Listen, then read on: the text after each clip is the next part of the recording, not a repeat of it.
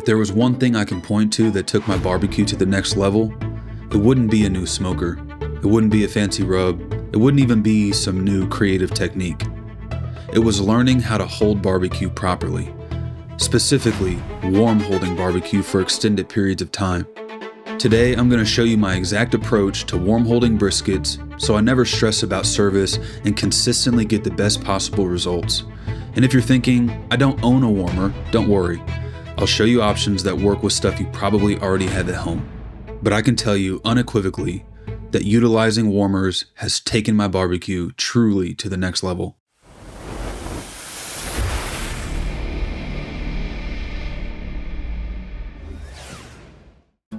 Welcome back, barbecue fam. Welcome back. You've caught me yet again downstream on another brisket cook.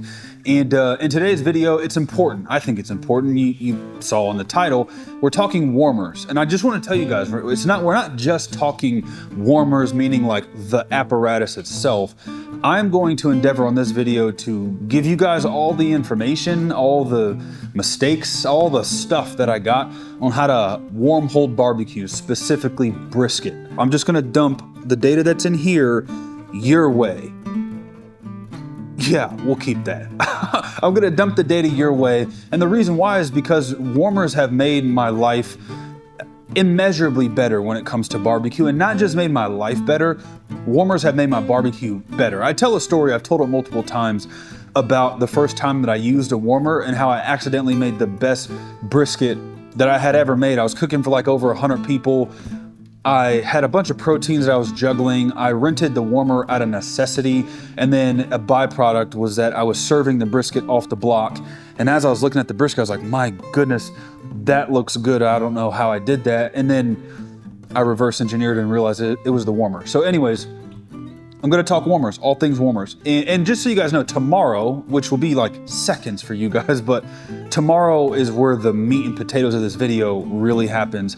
I'm just trying to give you a lay of the land of what's happening now. So I got these briskets on at 5 o'clock in the morning today, and I did kind of like a hybrid cold smoke, just rolled them at like 190, 225, somewhere in there for 3 or 4 hours.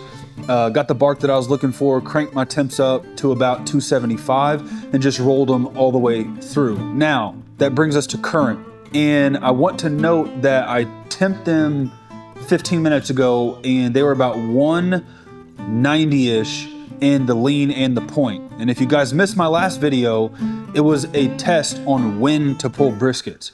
So watch this, but then go back and watch that. It'll give you more context to tell you why I'm pulling around that temperature, because it all feeds in to what's happening at the warmer. So now that these briskets are wrapped in beef tallow, I'm going to insert them into my warmer at 140 degrees. The warmer's set at 140 degrees. I get that question all the time. So that's what it's set at now. But the reason I'm making the video is because that's not an absolute.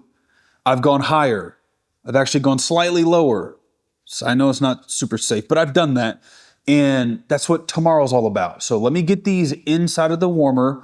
Let me go to bed. It's been a long day barbecuing, not complaining. I love it, but I got to get some shut eye. And then tomorrow we're going to come back and dive into this thing.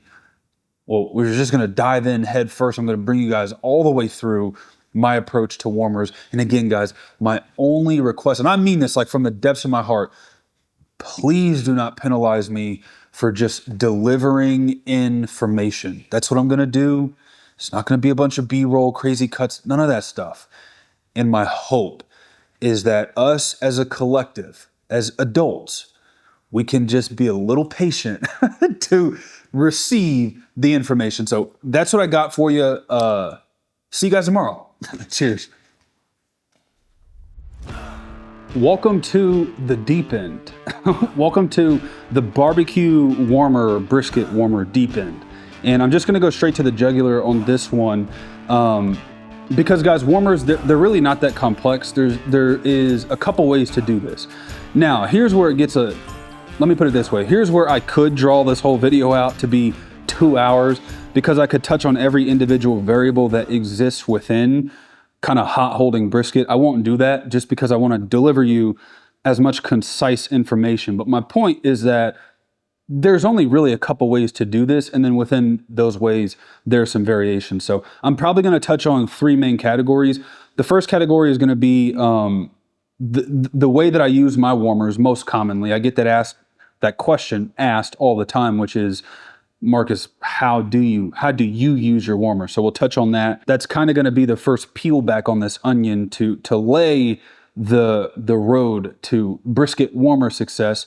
And then the second topic will be dynamic warmer use. So that, well, you'll see what that means in a second, but that's topic number 2, dynamic warmer use. And then the third topic will be kind of an overarching concept, specifically with brisket. There is a concept that I have not publicly dove into with my brisket process, likely because I'm saving it for a video down the road, but we'll touch on it because it's applicable. So first, the number one question I get is Marcus, what temperature do you set your warmer at? So here is my process. If I had to cook a brisket for the President of the United States and I only had one shot to get it right, here's what I would do. It's super simple. I would smoke my brisket on an offset smoker. I'd no wrap. That's just what I like to do these days. I'd cook it no wrapped until 195 to 200-ish. You can reference the most recent video I did before this. Again, I tested different pulling temperatures internally. From there, it's going in foil with beef tallow, and it's going to sit on my countertop. Now, here's the first variable. If that brisket was feeling really probe tender all around, it's done. Like, it is exactly where I need it to be. I just leave it on the countertop. What I'm doing there is I'm trying to slow down the momentum of my brisket because I know it's going in a warm environment. If I put that brisket in a warm environment too fast, I run the risk at overcooking my brisket. That's something that you're going to have to learn over time, but I have to note it because you guys need to know when it comes to warmers, the temperature that your warmer is set at and the temperature that your brisket goes in at is the whole equation. So for me, my most common method, again, cook till 195 to 210, wrap it in foil, beef tallow, rest on the countertop just long enough for it to slowly come down in temperature. And what I try to do, is I put that brisket in a matched temperature of my warmer. So I rest my brisket down to 140 degrees, it goes into a 140 degree warmer. That is if my brisket's done. Now, this is chapter 2, dynamic warmer use.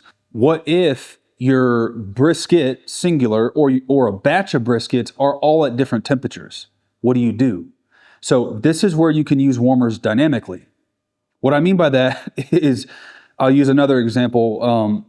In the last video, I pulled a brisket at 185 degrees. You'll see me immediately put that brisket into the warmer. The reason why I do that is because of what I just talked about. I know that brisket has a lot of momentum.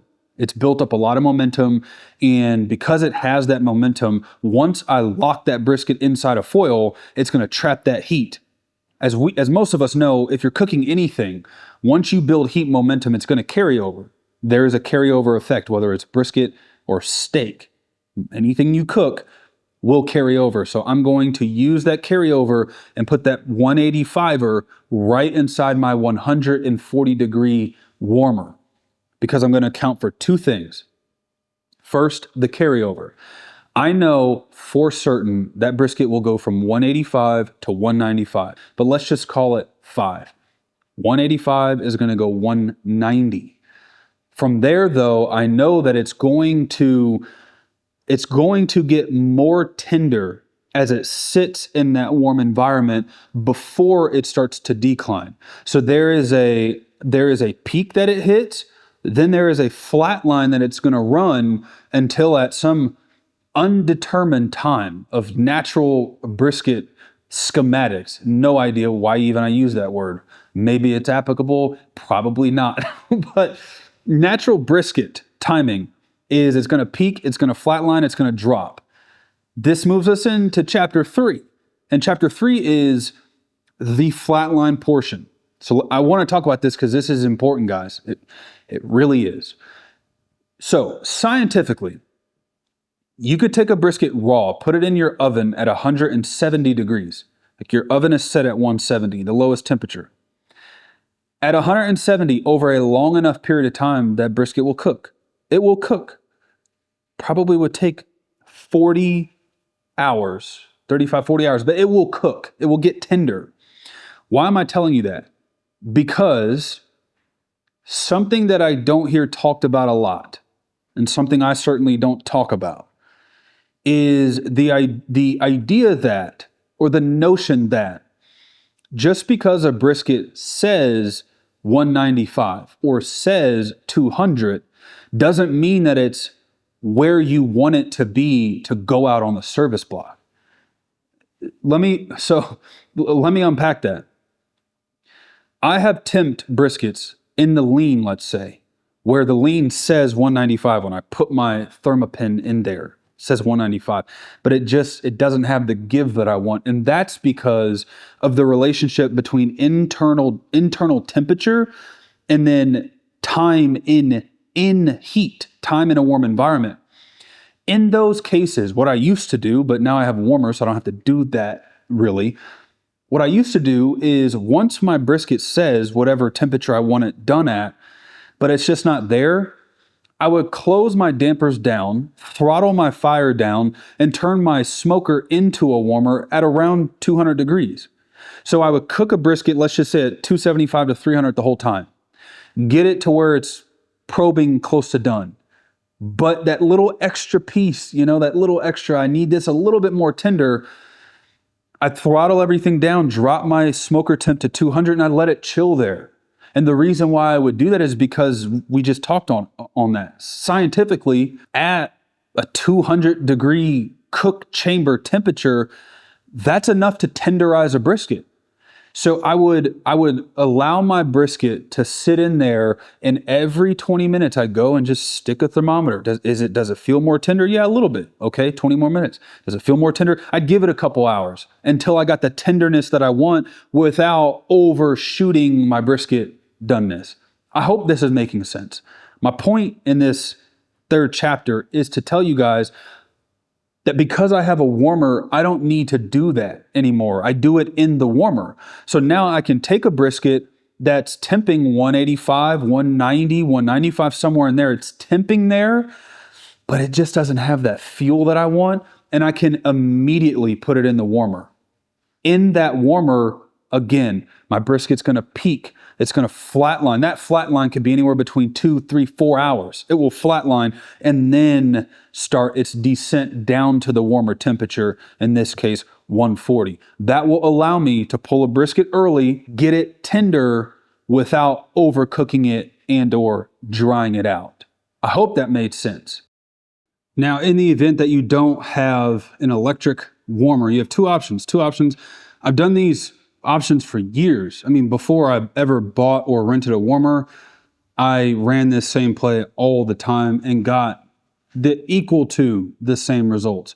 So here are the two options. You can recalibrate your oven, which that's oven dependent. I would tell you though that I've done this on multiple different oven brands, and if you don't know what I'm talking about, in short, you're able to adjust the calibration on your oven so that your oven is reading a different temperature than what's set. What that looks like, and you don't have to have a fancy oven to do this. And to my surprise, what I have found is the less fancy the oven, the more inclined it is actually to do this. But essentially what you do is you can recalibrate your oven to set it at 170, but it's actually reading 150. So the temperature, the ambient temp of your oven will be 150, although it shows 170. And you can go as low, I've gone as low as 130 in some ovens, 135. And so that's option number one. Option number two is a cooler. Now, if you've been around the barbecue block a time or two, the cooler method is probably nothing new to you. And if it is new to you, well, I'm glad that I could tell you something new. But when it comes to coolers, I have found these two things to really help me out a lot. So first, it's worth noting that I've not really gotten more than 8 hours, and 8's on kind of the higher end. I've not really gotten more than 8 hours. If you've gotten more than 8 hours out of a cooler, that was harder to say than it needed to be. If you've stretched it more than 8 hours, I'd be curious to hear your approach to it. help the people in the comments section that might only have coolers. Let us know. But what I found is it's really important that firstly you condition the cooler. And by condition, I just mean bring it up to a warm temperature before you put anything in there. Coolers are by nature designed with insulation. And so if you chill the insulation down, you allow the cooler to work how it should work. It cools down the padding, what's inside, what makes a cooler cool. You know, it chills it down. It gets it a little head start. And it's the opposite. If you warm up the padding or insulation inside of your cooler, depending upon how good quality or lower quality your cooler is going to determine the amount of insulation and padding. But the fact still remains, if you're going to put something warm in a cooler, you're going to want to warm the cooler before it goes in there. So for me, what that looks like is boiling a bunch of water, pouring the water inside my Yeti, closing the Yeti down, leaving that for 15 minutes or so, and then dumping the water out, putting my brisket or briskets inside of the cooler, closing it back down, you're set. You got a good 5 to 8 hours of warm holding your barbecue, specifically, again, in this scenario, brisket, before you need to serve it. The only thing that I'll note on this method that is important is that if I'm using a cooler, I typically do not allow the brisket to sit on my countertop once it comes off the smoker as long. Mostly because I want the brisket to, where it would gas that heat off just out in a room, I want it to gas that heat off inside of a cooler because it'll keep it longer. The pulled temperatures are all really the same, but for the cooler scenario, I'll cook a brisket out to, like I said, I don't know, 195, 197, 200, somewhere in there, wrap it in beef tallow, stick it in this. You run the risk of it going a little bit more tender than you'd like, but it's a small price to pay if you need to stretch 8 to 10 hours of a rest overnight. Now, I'm looking at my commercial warmer on the other side of that camera, and I do have 2 briskets in there. Now, the downside is in the art of production, that warmer's been off for 2 hours because it just hums and it drones and my mic picks all that up. So I started this video 2 hours ago and I turned that off. The poor briskets are in there, but I'll tell you this, and this is kind of the last thing I'll note, and then I'm gonna go cut some cold brisket for us. Before service on my electric warmers, before service, I'll turn my temp up to 150 or maybe 160 degrees. So on a day of service, my warmers will be loaded down with all kinds of barbecue. I like to serve food in and around 150 to 160. I just think it's a good palate temp, and it's a high enough temperature to where when I'm in and out of that warmer grabbing proteins, it's not too low to where it's not recovering and everything's cooling down too fast. I learned that the hard way after a couple of years of serving some certain events that I've done, and the food was coming off a little too cool. And then I decided to bump the temperatures up when I'm about an hour to 2 hours out from service. And I have found personally that kind of wakes everything up, lets the juices kind of warm up, lets the internal of the proteins that I'm serving warm up and just get everything to a nice kind of bite palate temperature. So that's really the last thing I got for you guys in regards to warmers. I hope this was helpful. The point of this video is really just to, and also guys, I'm not going anywhere. I'm about to trim this brisket. So some of you guys have your thumb or your mouse, you're about to just turn this video off, but let's cut some briskets. Before I do, I just wanted to say, the point of this video was not really to make like a super barbecue nerdville deep dive per se, more so to just answer a bunch of questions that I get, walk you guys through my methodology right now. Now, that could change as early as this summer. I could find something that I like better and change it. And if I do, I'll just send another video. But let me go get these briskets. Let me clear all this stuff off. I'll pull a couple slices. You guys know the drill. Eat it, do a couple backflips, all that. See you in a second.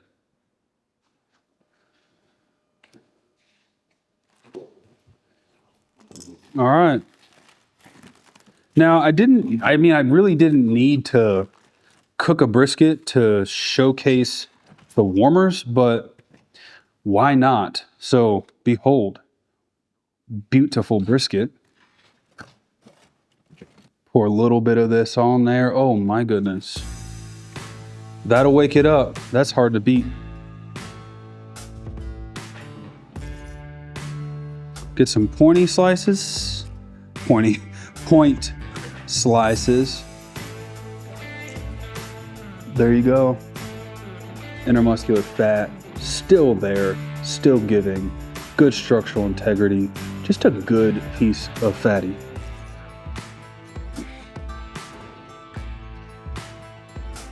Here we go, fam.